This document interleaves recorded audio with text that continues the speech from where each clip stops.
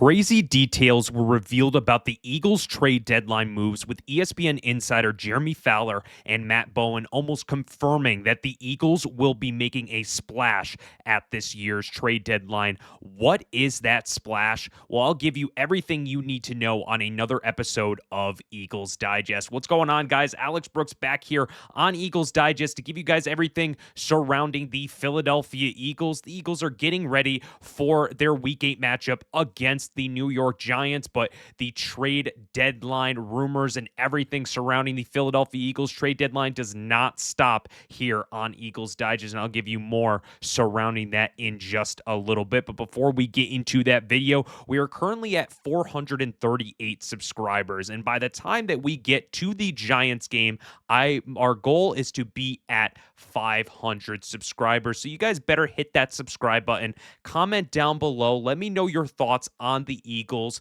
and the state of them right now as they are heading into a big division matchup against the New York Giants. It is free, so subscribe, hit that like button, comment down below. Let me know your thoughts on everything Philadelphia Eagles. But getting right into this video as we talk about the trade deadline. This is going to be one of the best trade deadlines that I hope for in Philadelphia Eagles franchise history, because there are a lot of guys, especially on the defensive end, that the Eagles are going to have to target and they are going to have to get in order for this Eagles team to get back to the Super Bowl in February. Because when we're looking at this defense, Jalen Hunt, he had a great game, but he got that interception playing off-ball linebacker. So he wasn't really making a lot of moves on the defensive end. We saw that Joshua Uche had some good pressures, and he had a sack. We had Jalen Carter, who had that big hit on Carson Wentz that led to that pick six. But all in all, this defensive end group has to improve. We got Brandon Graham back. He is now back on this team from getting out of retirement, but the Eagles cannot stop there at Brandon Graham. And I think that there are multiple guys that the Eagles are linked to, and I'll give it to you on this episode. And one of those guys is Jermaine Johnson. Jermaine Johnson from the New York Jets. Is 8 tackles and 1 sack on the season. He's been a big playmaker for the Jets for years, especially in that 2023 year where he really exploded for 7.5 sacks. In that season that really helped the Jets defense. But the thing is that the Jets are not going anywhere this season. They are 0-7. Jermaine Johnson is looking for a new opportunity to shine, and being in Philadelphia, he will have that opportunity. And a little bit more on Jermaine Johnson and his impact that he has had this season for the New York Jets, saying the Jets are not desperate to trade Johnson. Good edge rushers are hard to find, and his $13.4 million salary for 2026, a 5th-year option, is reasonable.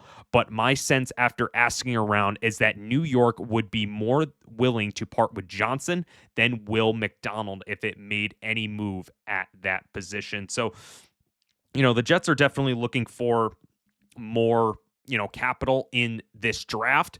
They're obviously probably going to have a top 3 pick when it is all said and done. And with Jermaine Johnson only having another year on the contract, they're definitely going to want to get more capital when it comes to just getting more picks and trying to reload for 2026. So the Eagles can definitely, they've had history with trading with Jermaine, or with the New York Jets.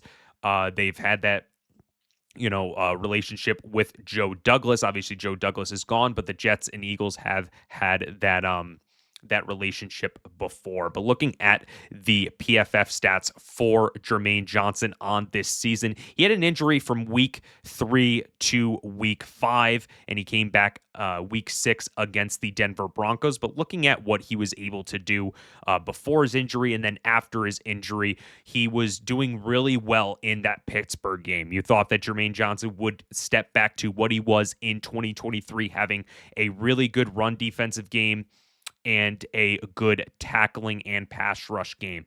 Then when it came to the Buffalo game, he had a better game at the pass rushing abilities, but the tackling and the run defense went down in production. Then when he came back, it kind of went back to the run defense was good, and then the tackling and pass rushing kind of went by the wayside And then it came back with the run defense and tackling, but the pass rush still is on the wayside. So, there is something with Jermaine Johnson that he has good games at the pass rush. He has good games with tackling. He has good games in run defense. It's all about putting them all together where he can be a lethal weapon. And that's one of the reasons why he was so good in 2023. Definitely think that with a Vic Fangio offense, who he would be having more snaps and more opportunities on the edge, he could definitely really excel and really just improve his abilities, especially with the pass rush that the Eagles are really desperately needing.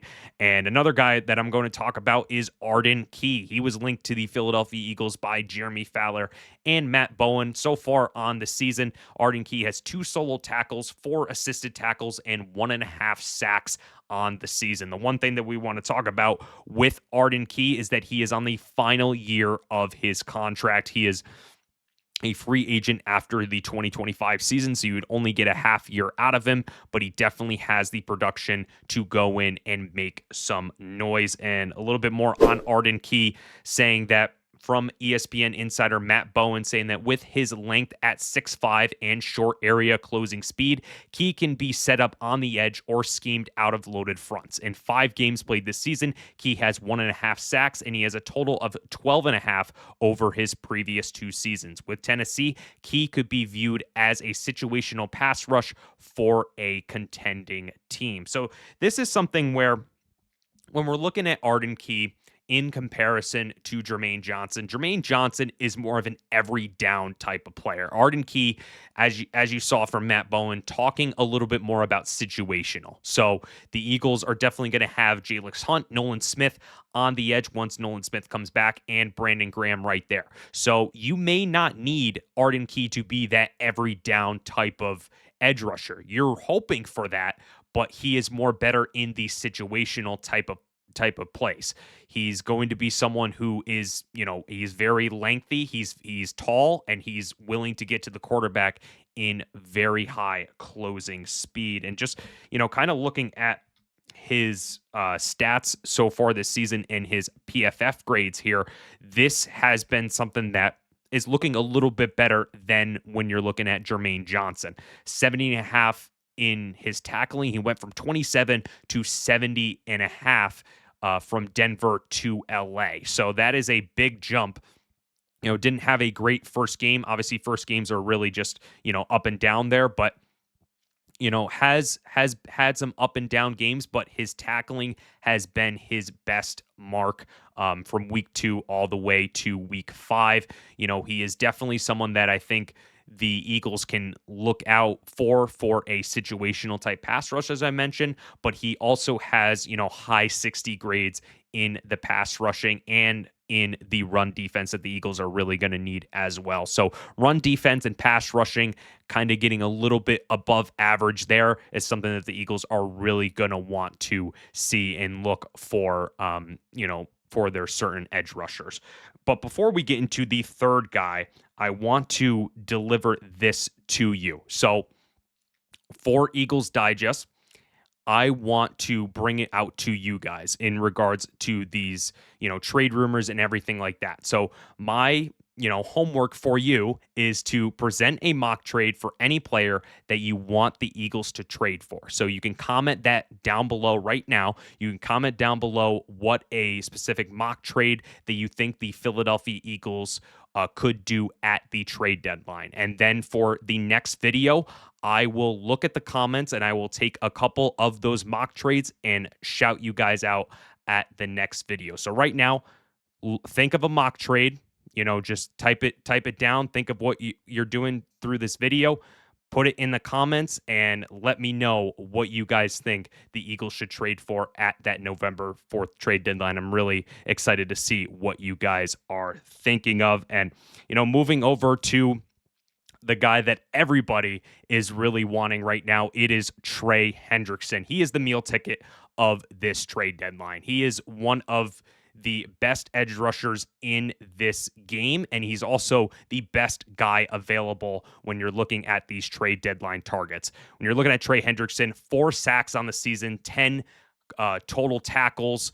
He's missed a game because he's had a little bit of an injury, but when he is on the field, he is a dominant force, especially on the edge rusher. The only thing what's going for him, or that's not going for the Eagles, is that if the Eagles get him, they are not guaranteed that they are going to get him next season because he is looking for a big contract, and they've had some contract disputes with Cincinnati. But a little bit more on Trey Hendrickson and what he can provide. This from Jared Dubin at CBS Sports, saying the defense doesn't look the same, and that lack of a dominant defensive line is part of it. Pairing Hendrickson on the edge with the likes of Jalen Carter on the interior would go a long way toward restoring the Eagles' advantage up front. And it definitely would.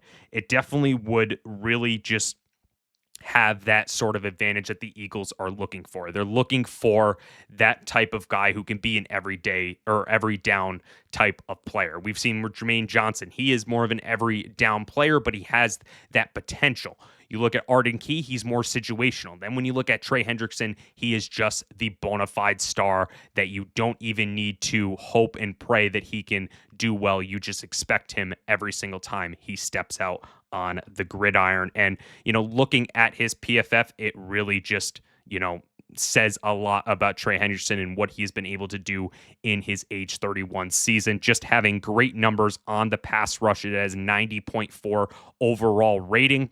When he was against Minnesota and Denver, kind of went down a little bit in production, but against Detroit and that really good offensive line, he was able to put a 92.7 rating. So that's really good for a pass rusher. And just having a great defensive game overall against the Detroit Lions. I almost said Tigers there. Detroit Lions. And then the Green Bay Packers, he was able to have a good game as well. So Trey Hendrickson, definitely the meal ticket of this deadline, and I definitely think that there is going to be a lot of different things surrounding this trade deadline. But before we end this video, just wanted to give this out to you. What pass rusher would you like Howie Roseman to trade for at the trade deadline? So I know that I mentioned a mock trade to comment down below. Also, if you guys are trying to look for other things to comment, type T for Trey, type K for Key, and type J for JJ. Want to know your thoughts on who you would like the Eagles to trade for? Which pass rusher would you love the Eagles to get at the trade deadline? Because this is going to be huge for the Philadelphia Eagles to get one of these guys and really just make a statement as an NFL powerhouse. But that's going to do it for another edition of Eagles Digest. Appreciate the support you guys are giving us. We're on the road to 500 subscribers, and please subscribe down below. Please let me know your thoughts on everything surrounding the Philadelphia Eagles. Hope you guys have a great rest of your day. Fly, Eagles, fly, and go Birds.